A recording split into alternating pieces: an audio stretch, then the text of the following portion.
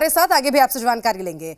चलिए आगे बढ़ते हुए आपको बता दें कि बिहार में इंटरमीडिएट परीक्षा को लेकर जी बिहार झारखंड के अभियान का असर हुआ है। जी हां, बोर्ड अपना पुराना आदेश बदलने पर मजबूर हो गया है। अब छात्र और छात्राओं को जूते और मोजे पहनकर परीक्षा हॉल में जाने की अनुमति दी गई है। बिहार विद्यालय परीक्षा समिति ने यह आदेश जारी कर दिया है।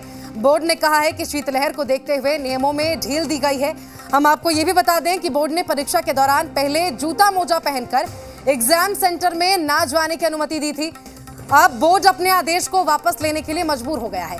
साथ ही आपको ये भी हम बता दें कि 1 फरवरी से बिहार में इंटर की परीक्षा शुरू होने जा रही है, जिसे देखते हुए अब ये फैसला ले लिया गया है। प्रमुखता से हमने इस खबर को दिखाया था जिसमें ये फैसला लिया गया था कि जो बच्चे परीक्षा में बैठने वाले हैं इंटरमीडिएट परीक्षा के अंदर, उन्हें जूता मोजा पहनने की इजाजत नहीं होगी। साथ ही ये तर्क दिया गया था कि चीटिंग को रोकने के लिए काम किया जा रहा है।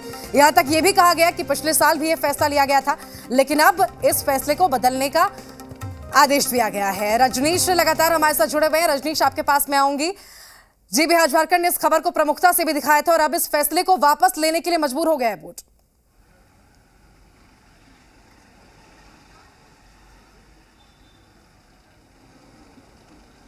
रजनीश, आवाज पहुंच रही है अब तक मेरी?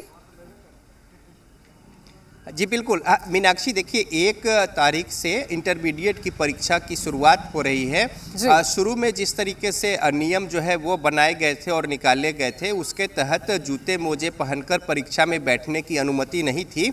तर्क ये दिया गया था कि चीटिंग जो होती है इसे रोकने को लेकर प्रभावी ज़्यादा से ज़्यादा हो, इस कदम चीटिंग रोकने को लेकर इसके तहत जूते मोजे छात्र पहनकर परीक्षा में शामिल नहीं हो सकते हैं।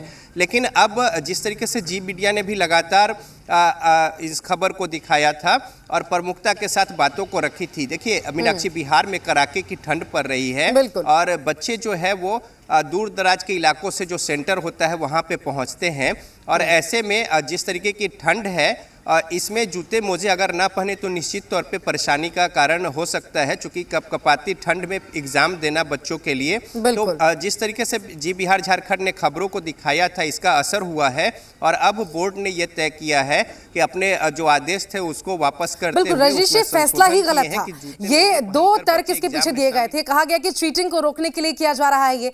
दूसरा तर्क ये भी दिया गया था कि पिछले साल भी इस तरह का ही फैसला लिया गया था, उसी को दोहराया जा रहा है, कुछ नया नहीं किया जा रहा है।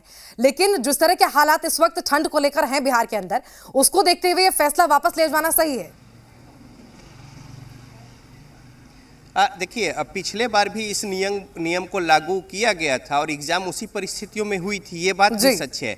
लेकिन ये भी सच है मीनाक्षी कि अगर नियम के साथ नीयत ठीक हो तो परीक्षा में चीटिंग को रोका जा सकता है और उसके लिए अतिरिक्त नियम इस तरीके से बनाने की ज़रूरत नहीं है। आप देखेंगे कि बड़े बड़े एग्जाम में और अच्छे एग्जाम में, प्रतियोगी परीक्षा में ये ज़रूरी नहीं होता है कि वो जूते मोजे पहनकर छात्र जो है वो एग्जामिनेशन हॉल में ना जाए।